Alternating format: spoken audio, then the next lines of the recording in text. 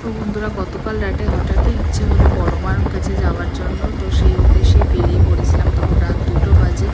কল্যাণী হাইওয়ের উপর দিয়ে যাচ্ছিলাম।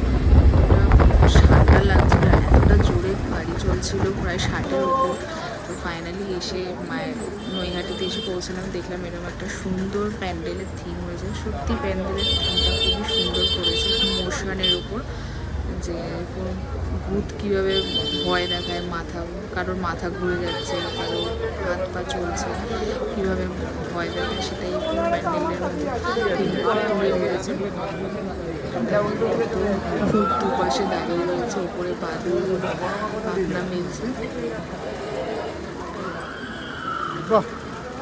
দেখো চারপাশে ভিড়ও তখন 3টে 3:30 নাগাদ বাজে।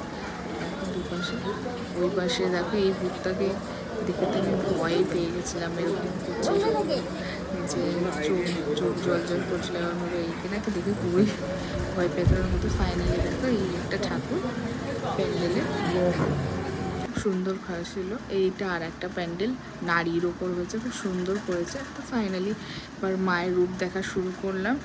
দেখো প্রত্যেকটা রূপ সুন্দর একদম মায়ের, সত্যি দেখো কতটা সুন্দর। ফাইনালি এসে বড় মার কাছে পৌঁছালাম।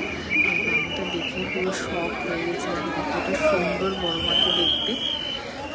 সত্যি চোখ জুড়িয়ে গেল দেখে। খুব একটু ভিড় ছিল। মায়ের সাথে একটা ফটো তুলে নিলাম। তারপরে আবার মায়ের সব পরপর রূপ দেখা শুরু করলাম। দেখো প্রত্যেকটা রূপ কতটা সুন্দর ছিল একদম।